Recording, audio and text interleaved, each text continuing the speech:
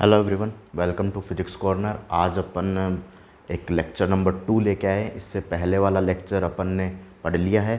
JEE NEET के लिए बहुत ही अच्छे तरीके से समझाया हुआ लेक्चर है, तो पहले वाले लेक्चर को ज़रूर देखिए। अब दूसरे लेक्चर पे अपन बात करेंगे motion in straight line. Topic क्या है अपने पास? Motion in straight line. इस पे अपन बात करेंगे, ठीक है। इसका जो सब टॉपिक है डिस्टेंस एंड डिस्प्लेसमेंट, जो सब टॉपिक अपने पास डिस्टेंस एंड डिस्प्लेसमेंट, इसके बारे में अपन बात करेंगे, ठीक है। तो जो पहले वाला लेक्चर है इससे पहले वो देख के आइएगा। मैंने मोशन के बारे में बताया है, टाइप ऑफ मोशन के बारे में बताया है। 2 दिन पहले वीडियो बनाई हुई है, वो जाके देख के आइएगा। फिर इस वीडियो में अपन बात करते हैं। ये यूज़फुल रहेगा नीट एग्ज़ाम के लिए और जेईई एग्ज़ाम के लिए, ठीक है। तो अपन स्टार्ट करते हैं और इससे रिलेटेड जो कंपटीशन एग्ज़ाम में क्वेश्चंस आ रखे हैं वो भी मैं बताऊंगा।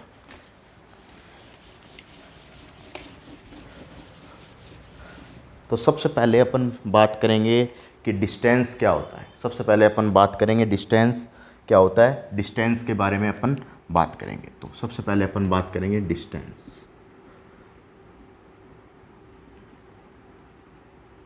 ठीक है, जो मैंने प्रीवियस लेक्चर में बात की थी वो मैं थोड़ा सा एक्सप्लेन कर देता हूँ। मैंने बात की थी एक 1D मोशन के बारे में बात की थी एक, ठीक है। एक तो 1D मोशन के बारे में बात की थी, दूसरी 2D मोशन के बारे में बात की थी और तीसरी मैंने 3D मोशन के बारे में बात की, ठीक है। 1D motion, 2D motion and 3D motion, तीनों मोशन के बारे में बात की थी। 1D मोशन में क्या होता है, पार्टिकल केवल एक ही डायरेक्शन में मूव करता है, ठीक है। और 2 डायमेंशनल मोशन में पार्टिकल क्या होता है कि ये अपने पास अगर 1D मोशन है तो पार्टिकल केवल किस डायरेक्शन में जाएगा, एक्स डायरेक्शन में जाएगा। और अगर पार्टिकल वाई डायरेक्शन में जाना चाह रहा है तो वो केवल वाई डायरेक्शन में जाएगा, और अगर पार्टिकल जेड डायरेक्शन में जा रहा है तो वो केवल पार्टिकल किस में जाएगा, जेड डायरेक्शन में जाएगा। इसके अलावा वो किसी भी तरीके की मोशन नहीं करेगा। कोई एक्स डायरेक्शन में जा रहा है तो एक्स डायरेक्शन में चलता रहेगा, वाई में जा रहा है तो वाई में चला जाएगा, और जेड में जा रहा है जेड में चला जाएगा। अगर 2D मोशन के बारे में बात करें, 2D मोशन के बारे में बात करें, पार्टिकल क्या करेगा कि इसमें एक प्लेन में मूव करेगा। पार्टिकल क्या करेगा, इसमें एक प्लेन में मूव करेगा, प्लेन में मूव करेगा। प्लेन में चलने का मतलब इसमें कितने प्लेन बन सकते हैं। इसमें अगर प्लेन की बात करें तो कितने प्लेन बन सकते हैं, तो देखिए इसमें एक तो XY प्लेन बन सकता है, ठीक है। XY कोऑर्डिनेट सिस्टम से रिलेटेड एक प्लेन बन सकता है, ठीक है। एक अपने पास YZ प्लेन से रिलेटेड एक प्लेन बन सकता है YZ से, और एक बन सकता है ZX प्लेन। 3 तरह के प्लेन बन सकते हैं। जैसे मैं डायग्राम में शो करूं, एक तो ये वाला प्लेन हो जाएगा, ठीक है। दूसरा प्लेन कौन सा हो जाएगा, ये वाला प्लेन हो जाएगा दूसरा, ठीक है। तीसरा प्लेन कौन सा हो जाएगा, ये वाला तीसरा हो जाएगा। ये तो हो जाएगा XY प्लेन, ये हो जाएगा YZ प्लेन, ये हो जाएगा ZX प्लेन। तो अगर पार्टिकल किसी प्लेन में मूव करे तो उसको 2 डायमेंशनल मोशन कहते हैं। इसका एग्जाम्पल प्रोजेक्टाइल मोशन। इसका एग्जाम्पल क्या होता है डियर स्टूडेंट, प्रोजेक्टाइल मोशन होता है। इसका एग्जाम्पल क्या होता है, प्रोजेक्टाइल मोशन होता है। प्रोजेक्टाइल का मतलब क्या होता है, प्रोजेक्टाइल 2 प्रकार की होती है। मैं बता देता हूँ, 2 types of projectile motion, 2 type of projectile motion. Projectile motion कितने टाइप की मोशन होती है, प्रोजेक्टाइल 2 टाइप की होती है। एक तो होती है ground to ground projectile motion. Ground to ground projectile motion क्या होती है, एक तो ground to ground projectile motion, क्योंकि जो प्रोजेक्टाइल मोशन होता है 2 डायमेंशनल मोशन का एग्जांपल होता है ground to ground projectile motion, ठीक है। दूसरी होती है कोई भी height to ground projectile motion, height to ground projectile motion, ठीक है। Height to ground projectile motion 2 type की प्रोजेक्टाइल मोशन होती है। एक तो होती है ground to ground projectile motion, दूसरी होती है height to ground projectile motion. मतलब कोई भी पार्टिकल जैसे XY प्लेन में मूव कर रहा है, ठीक है। कोई भी पार्टिकल 2 डायमेंशनल पढ़ा रहा हूँ मैं अभी। कोई भी पार्टिकल अपने पास, टॉपिक तो अपने पास वही है, डिस्टेंस के बारे में एक्सप्लेन करना है, पर मैं मोशन के बारे में थोड़ा सा जो प्रीवियस लेक्चर में रह गया था वो मैं आगे एक्सप्लेन कर रहा हूँ।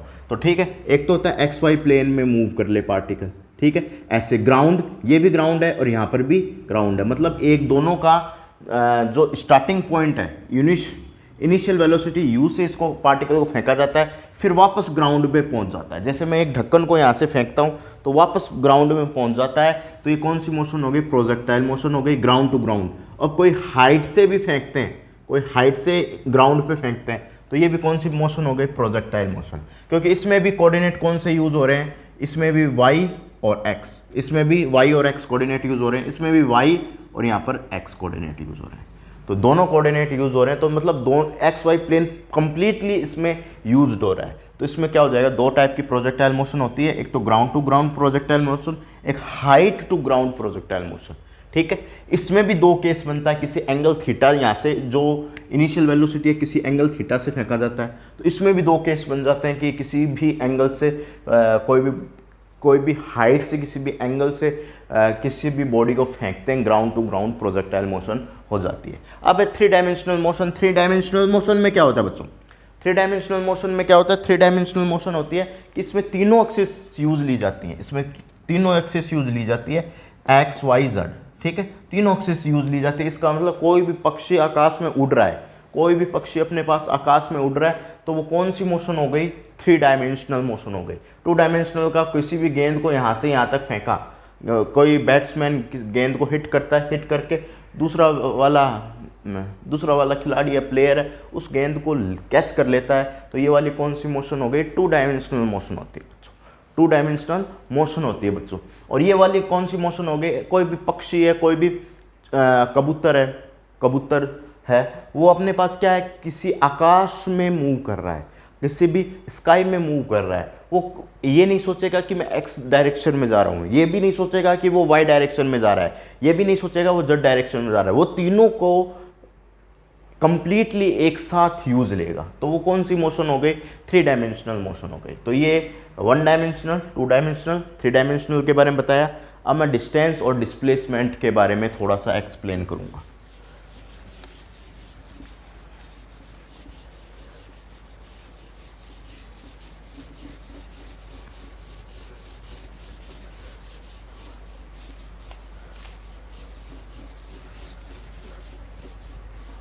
डिस्टेंस क्या होती है? टोटल लेंथ ऑफ पाथ, मतलब कोई भी पाथ पे अपन चलते हैं, कितना चलते हैं, उसकी जो टोटल लेंथ होगी वो क्या होगी? डिस्टेंस होगी। ठीक है, तो डिस्टेंस क्या होती है? मैं डेफिनेशन लिखता हूँ, टोटल लेंथ, नोट्स साथ साथ में बना सकते हैं, मैं यहाँ पर लिखवाऊँगा तो नोट्स अपने साथ साथ बना लें। Total length of path, copy pen लेके बैठिए। ठीक है बच्चों, कॉपी पेन लेके बैठिएगा।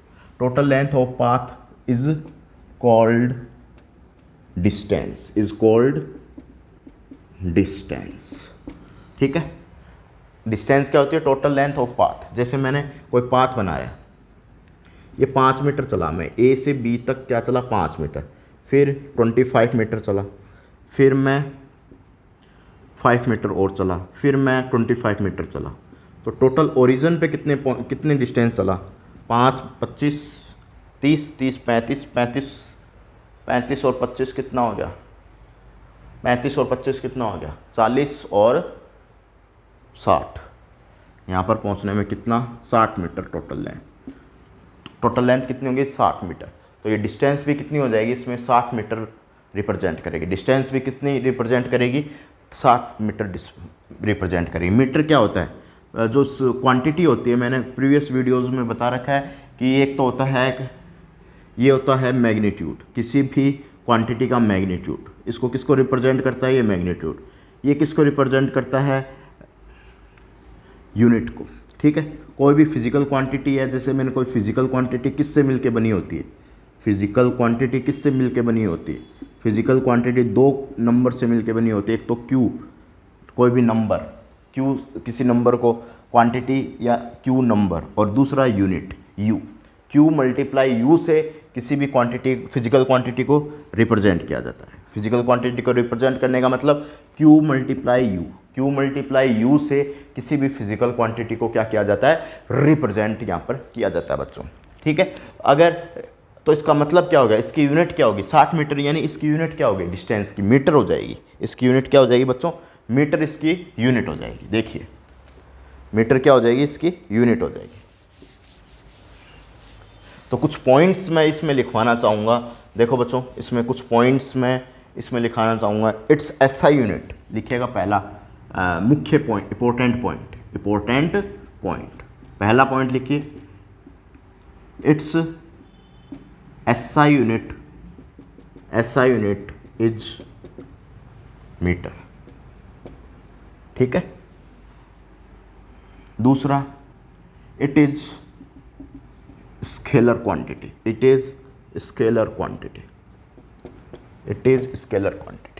ये कौन सी क्वांटिटी होती है बच्चों? स्केलर क्वांटिटी होती है। स्केलर और वेक्टर दो तरह की क्वांटिटी होती है। एक तो स्केलर का मीनिंग होता है कि उसके साथ केवल मैग्नीट्यूड हो, कोई डायरेक्शन का यूज़ ना हो।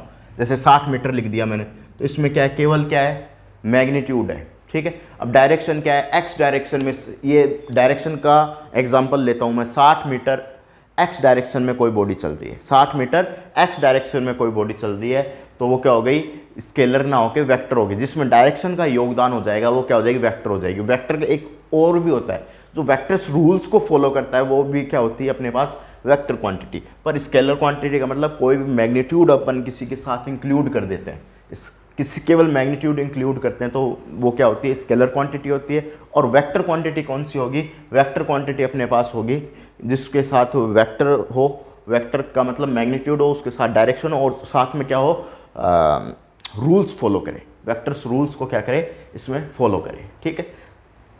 तीसरा पॉइंट, इट इज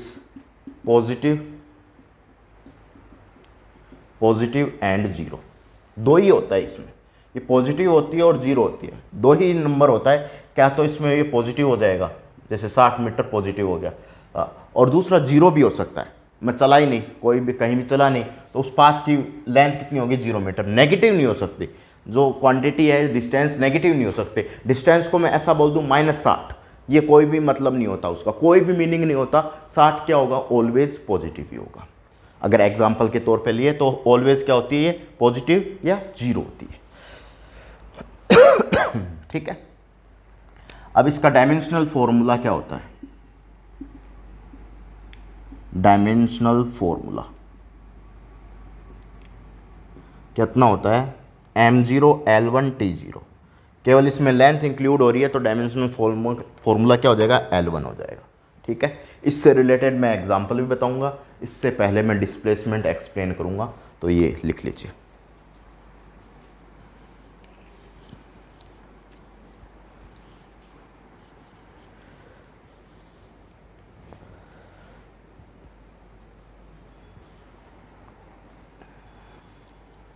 लिख लिया हो तो अब आगे चलते हैं, डिस्टेंस के बारे में लिख लिया हो तो आगे चलते हैं,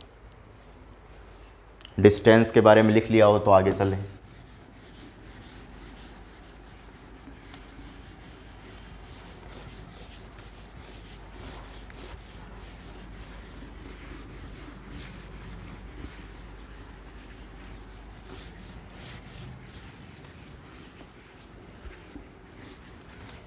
डिस्टेंस के बारे में लिख लिया हो तो आगे चलते हैं, ठीक है। डिस्टेंस के बाद में अपने क्वांटिटी आती है डिस्प्लेसमेंट, नेक्स्ट क्वांटिटी आती है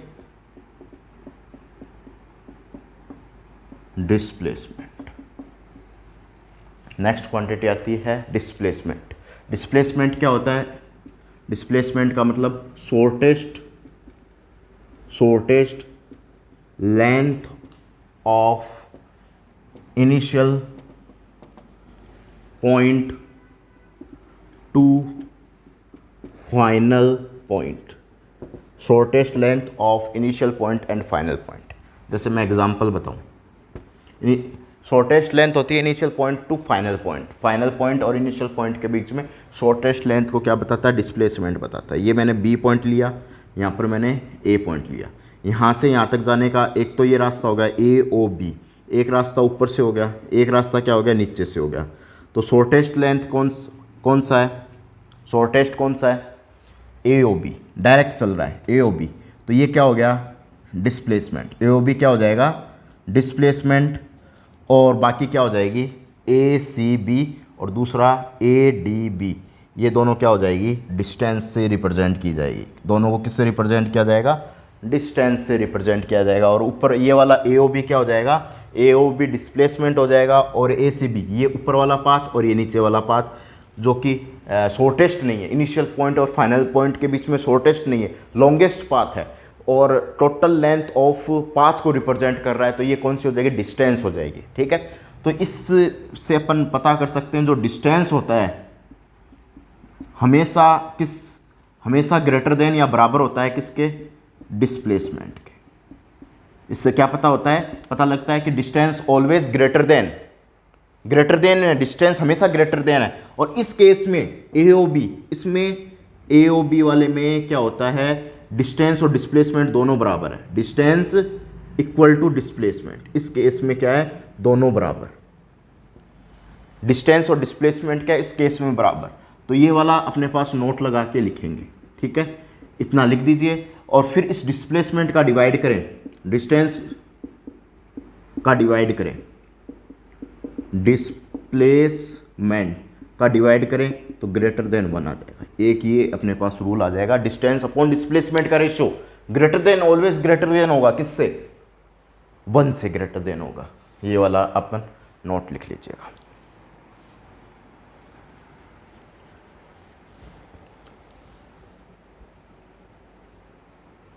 डायग्राम बना के ये नोट लिखना है अपन को।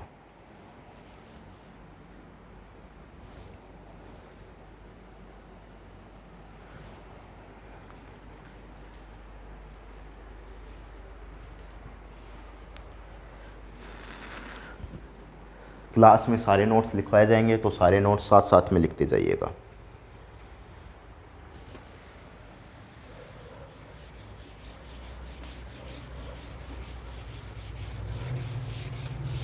पॉज करके स्क्रीनशॉट ले लीजिएगा इसका।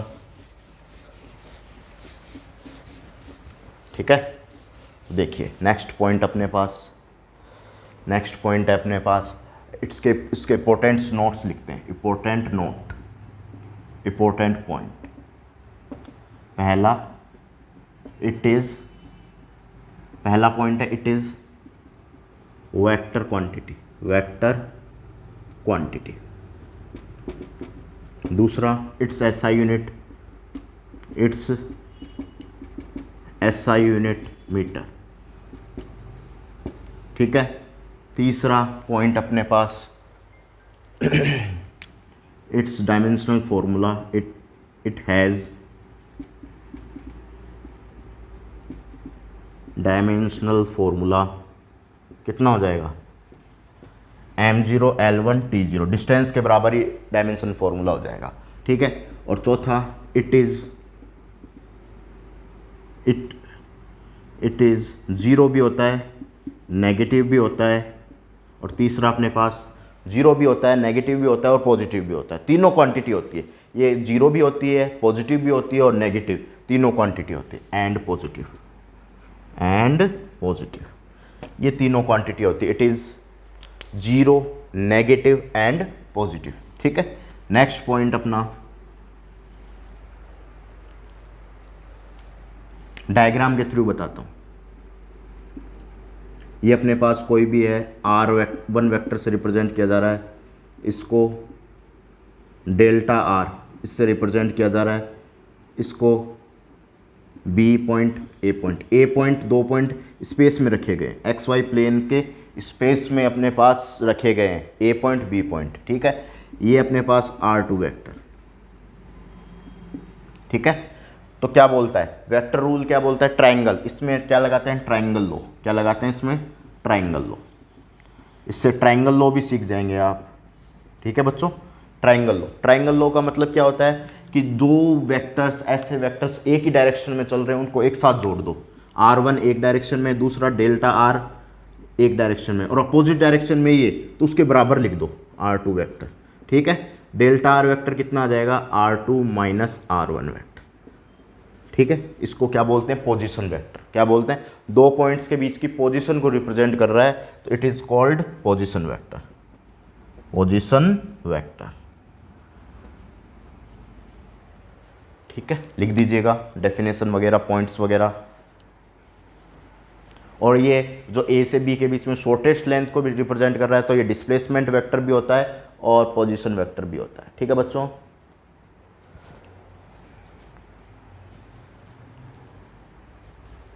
लिख दीजिएगा फटाफट। फिर अपन आगे चलते हैं।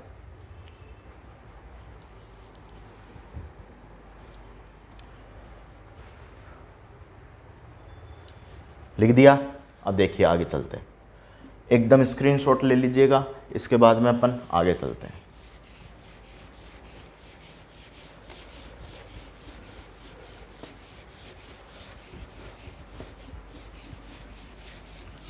ये बड़ी क्लास होने वाली है थोड़ी सी, तो देख लीजिए, क्योंकि इसमें अपन बड़ा कुछ गेन करेंगे, बड़ा कुछ इसमें, इस क्लास में अपन बहुत कुछ गेन करने वाले हैं, तो नोट करते जाइए और आगे चलते जाइएगा, ठीक है। अब इससे रिलेटेड कुछ क्वेश्चंस अपन करते हैं, तो देखिएगा क्वेश्चन नंबर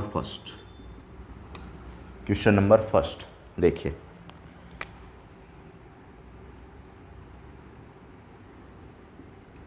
ये ए से बी के बीच की डिस्टेंस 12 मीटर है और ए से सी के बीच की डिस्टेंस 5 मीटर है, तो अपन को ये वाली डिस्टेंस फाइंड करनी है। तो इसमें इससे बी से सी के बीच की डिस्टेंस x है, तो अपन को डिस्टेंस के बारे में पता करना है, दूसरा डिस्प्लेसमेंट के बारे में पता करना है। डिस्प्लेसमेंट के बारे में, डिस्टेंस और डिस्प्लेसमेंट दोनों के बारे में पता करना है। बता दीजिए क्या होगा। ये क्वेश्चन है अपने, इसमें डिस्टेंस और डिस्प्लेसमेंट दोनों के बारे में पता करना है। बताइए, कॉपी पेन उठाइए और नोट कीजिए और बताइए इसका क्या आंसर आएगा। इसमें डिस्टेंस और डिस्प्लेसमेंट दोनों के बारे में पता करना है। देखिए, डिस्टेंस क्या होती है? Total length of path. तो यहाँ से बॉडी चलिए, बी से मान लो यहाँ से यहाँ तक चलिए, तो कितना हो जाएगा? 12 और 5, डिस्टेंस कितनी हो जाएगी? डिस्टेंस कितनी हो जाएगी? 12 + 5 17 मीटर, ठीक है। और दूसरा डिस्प्लेसमेंट की बात करें तो शॉर्टेस्ट लेंथ होती है। डिस्प्लेसमेंट का मतलब shortest length of path, shortest. तो ये वाली लेंथ क्या है? शॉर्टेस्ट। तो 12 5, तो 12 का स्क्वायर प्लस पाइथागोरस थ्योरम लगा देंगे इसमें, तो ये आधार का स्क्वायर प्लस लंब का स्क्वायर इक्वल टू कितना होता है? कर्ण का स्क्वायर। मतलब हाइपोटेन्यूस का स्क्वायर, ये होती है ना थ्योरम, परपेंडिकुलर का स्क्वायर प्लस बेस का स्क्वायर। तो आधार का स्क्वायर क्या हो जाएगा? 12 का स्क्वायर। लंब का स्क्वायर कितना हो जाएगा? 5 का स्क्वायर। तो ये कितना हो जाएगा अपने पास? 144 + 25, तो 169 हो जाएगा। तो जो अपने पास h स्क्वायर कितना हो जाएगा? 169। अब इसका रूट लेंगे तो कितना हो जाएगा? 169। तो ये 13 मीटर आ जाएगा। कितना आ जाएगा? 13 मीटर। तो डिस्प्लेसमेंट कितना आ जाएगा? 13 मीटर। जिसको नोट करना है फटाफट नोट कर लीजिए, फिर आगे चलते हैं।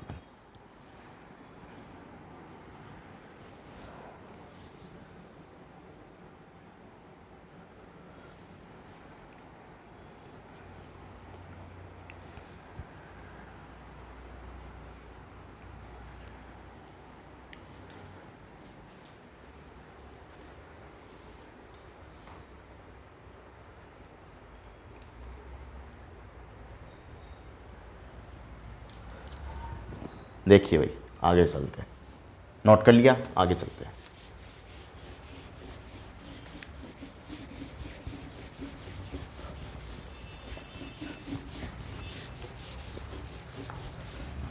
देखिए, अब अपन इससे रिलेटेड कोई ऐसे क्वेश्चंस नहीं है जो अपन जेईई नीट में कर सकते हैं, ठीक है।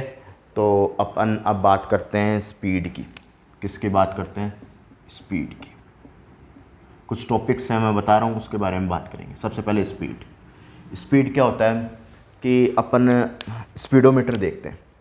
गाड़ी चलती है जब, एक स्पीडोमीटर काम में आता है। क्या काम में आता है? स्पीडोमीटर। इसको बोलते हैं स्पीडोमीटर। जो रिप्रेजेंट करता है 20 किलोमीटर/आवर को। 20 के बाद में 30, फिर 40, फिर 60, फिर 70, फिर 80, ठीक है। ये स्पीडोमीटर है। जब अपन गाड़ी चलाते हैं, गाड़ी चलाने के बाद में स्पीडोमीटर इंक्रीज़ होता है। कुछ सेकंड बाद देखते हैं कि स्पीडोमीटर अपने पास खाली रोड है, 40 पहुंच गया, फिर 60 पहुंच गया, फिर 70 पहुंच गया। ऐसे स्पीडोमीटर चल रहा है। तो क्या होता है, किसी टाइम पीरियड में उस स्पीड को चेक कर रहे हैं। मतलब स्पीड क्या होता है? Distance upon time. मतलब पर्टिकुलर टाइम में कितनी डिस्टेंस ट्रेवल किया। तो क्या हो जाएगा? स्पीडोमीटर चल रहा है तो ये क्या बताता है? स्पीड को बताता है। और ये स्पीड का एक स्पेशल टाइप है इंस्टेंटेनियस स्पीड बोलते हैं। किसी भी अपन टाइम पीरियड पे किसी भी टाइम पर देखी गई स्पीड, स्पीडोमीटर में देखी गई स्पीड को क्या बोलते हैं? Instantaneous speed. ठीक है, ये तो टाइप है स्पीड का। तो स्पीड होती क्या है? टोटल लेंथ बोल दो या टोटल डिस्टेंस अपॉन टाइम। तो ये क्या होता है? स्पीड का जो फॉर्मूला होता है अपने पास, natural formula distance upon time होता है। क्या होता है? Distance upon time. ये होता है स्पीड का फॉर्मूला है। ठीक है, अब अपन पढ़ते हैं एवरेज स्पीड। क्या पढ़ते हैं? Average speed. Average speed, average speed का मतलब क्या होता है? जैसे मान लो कोई भी पार्टिकल है, x1 कुछ डिस्टेंस चल के किस पे पहुंच गया? x1 डिस्टेंस पे। कुछ चल के किस पे पहुंच गया? x2 डिस्टेंस पे। फिर कुछ चल के किस पे पहुंच गया? आगे x3 डिस्टेंस पे। ऐसे मान लो फिर यहाँ से चल के कितने पे पहुंच गया? x3 डिस्टेंस पे। ठीक है, तो टोटल डिस्टेंस कितनी हो गई इसकी? टोटल डिस्टेंस क्या हो गई? v से रिप्रेजेंट कर रहे हैं इसको, तो टोटल डिस्टेंस क्या हो गई? x1 x2 x3। मान लो n तक चला, n तक अपन ने ले लिया, मतलब n कोई भी नंबर है, कोई ऐसे इनफाइनेट नहीं बोल सकते, इनफाइनेट नहीं, कोई नंबर है। तो मान लो कोई n तक चला है, तो इसको xn लिख देंगे। और टाइम पीरियड किस में लगा? x1 को चलने में कितना टाइम लगा? t1। x2 को चलने में कितना टाइम लगा? t2। x3 को चलने में कितना टाइम लगा? t3। x4 को चलने में कितना टाइम लगा? t4। ऐसे t1 प्लस t2 प्लस ऐसे tn। तो ये अपने पास कौन सी स्पीड हो गई? एवरेज स्पीड हो गई। ठीक है, एवरेज स्पीड हो गई। और इस स्पीड को क्या बोलते हैं? जो अपन इसमें देखते हैं स्पीड, ठीक है, उसको बोलते हैं इंस्टेंटेनियस स्पीड। एक तीसरी हो गई इंस्टेंटेनियस स्पीड। ये पहले नोट करो, फिर इंस्टेंटेनियस स्पीड के बारे में मैं एक्सप्लेन करता हूँ। ये डायग्राम बना लेना स्पीडोमीटर वाला भी नीचे।